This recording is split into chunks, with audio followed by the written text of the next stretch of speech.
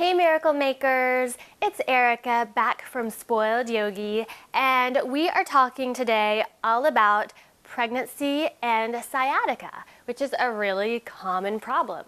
This is one of a longer series that I'm doing addressing some of the most common pregnancy problems that my prenatal yoga students tell me about during the prenatal yoga classes that I teach in Charleston, South Carolina.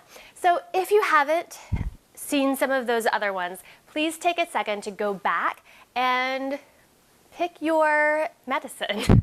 Choose which thing that you're struggling with right now and learn a little bit more about how yoga can help you, because you may be surprised just how beneficial this practice can be for all of the issues that come along with growing a small person.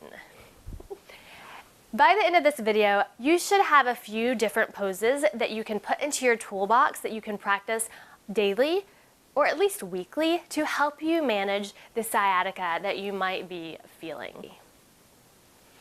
The first one is the one that you probably hear about most often. It is Pigeon Pose. So you come into it from hands and knees and just bring one knee forward. I'm going to bring my right. It's going to come to the inside of my right wrist toward my right thumb, and then notice where my right foot is. It's over to the left, right in front of my left hip. And then come on to fingertips, inhale, lift up. And then exhale, you'll keep your spine long as much as you can as you fold forward. Some of you may need to fold to the side just a little bit to avoid scrunching the baby or squishing the baby. And then you can come down any amount. So you can stay upright on your hands. You can come onto forearms. You can come onto a block. You can come onto stacked fists. Whatever you need. But you'll just be here for a couple breaths, and then you'll walk yourself up and just switch and bring the other knee forward. Inhale, lift up through the spine. Keep your left foot active, so I like the top of my foot pressing down into the floor. And then exhale, forward, forward, forward, and down any amount. Take a breath or two if you haven't already.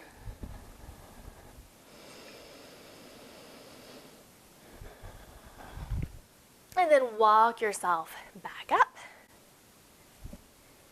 and come to a seated position. Another version of Pigeon Pose that I really like is a seated version, and it looks like this. Legs are out in front of you. Bend your right knee, bring your right foot so the ankle comes to the outside of the left knee, and then bring your fingertips behind you and lift your chest.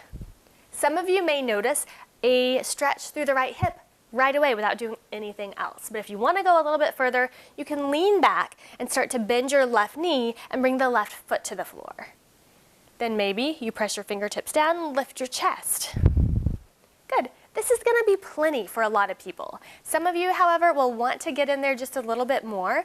If you have really open hips, that might look like this.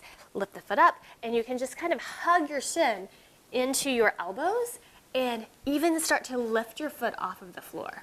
Now, one of the things I like about this pose versus the pigeon where you're on the floor more is that it's more mobile. So you can be here and you can just windshield wiper your left knee from side to side and really get into all of the spots in the hip. And that just feels really good to me.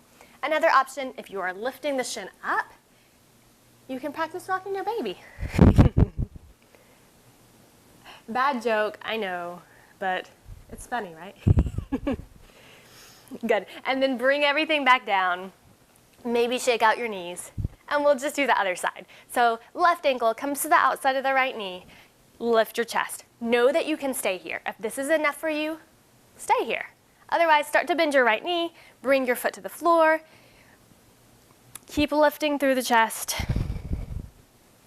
Maybe you windshield wiper your right foot, so you're doing a little bit of a swaying action. Or maybe you lift the whole shin up and bring it in toward your chest, and then you can rock your baby.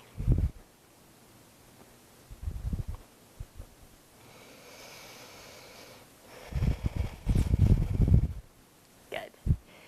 All right. Another one that people have told me has helped me with their sciatica is just a good old-fashioned runner's lunge. So I'll show what that looks like. This is one of the things that I like to do a lot in my yoga classes.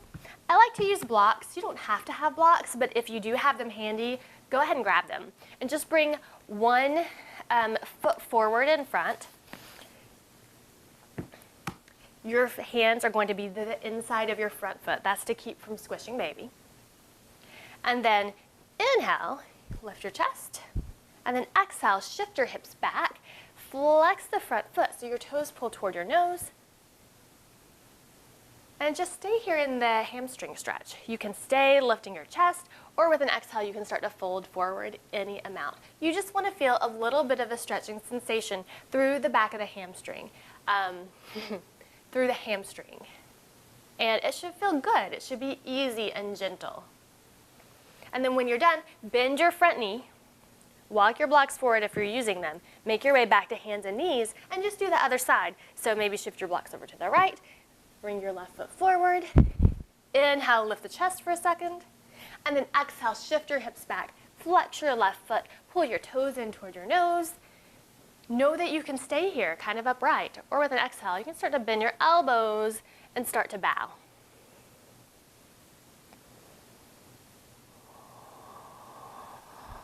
And then inhale, come back to your lunge, come to hands and knees, and just sit up.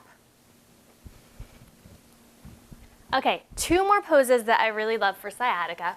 One is it can be a pretty strong hip opener. So just take it easy, but it's called fire log pose or Agni Stambhasana, and it is one where you just kind of stack one shin right over top of the other shin. So we're gonna flex both feet, pick up your right shin bone and bring the ankle so it's to the outside of your left knee.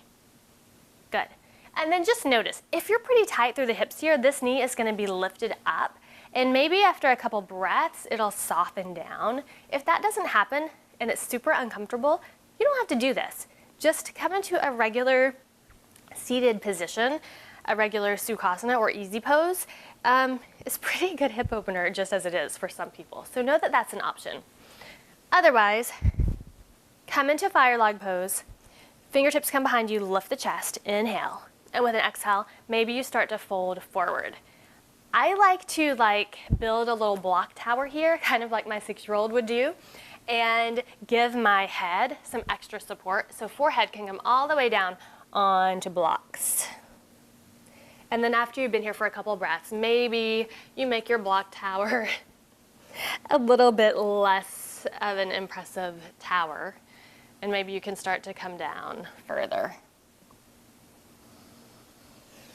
There's never any pressure to bring your forehead further and closer to the floor, especially in this pose, because really you can't get your forehead all the way to the floor. It would be a really almost impossible thing to do. All right, lean back and let's just switch legs. So now left shin comes on top of the right, flex both feet, make sure that the ankle is to the outside of the right knee. That's to keep the foot from sickling in any weird way. And then same thing, fingertips come behind you, inhale, lift your chest. Exhale, maybe you start to come forward and down just a little bit. You may notice, I noticed right away, one side feels very different from the other. That's just kind of par for the course, normal bodies. Maybe you build your tower, maybe you just skip the tower this time, or here's another option is I like to have my blocks and put my arms on top of them, and forehead can come down.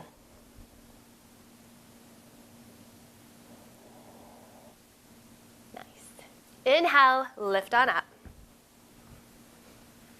Bring your soles of your feet together.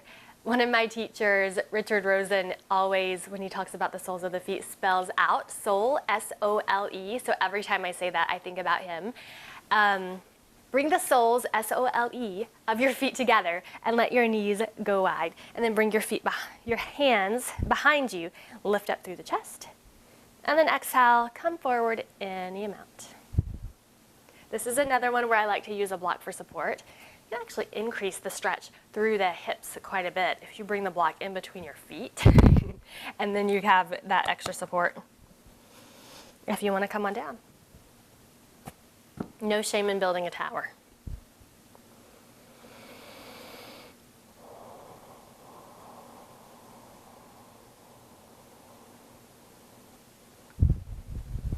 And then inhale, lift on up. Whenever you're ready, move your props over to the side. And just remember, this isn't a magic pill. It's not going to fix all of your problems overnight, but it just gives you some things to add into your regular, consistent, daily yoga practice to help you to manage it and to soften it and to soothe it and to just feel better overall. So hopefully this helps you. Let me know in the comments below if it did. Make sure you give me a like because that helps me, it helps other people find the videos. And thank you so much for practicing along. May you each be blessed with peace and joy, love and light. Namaste.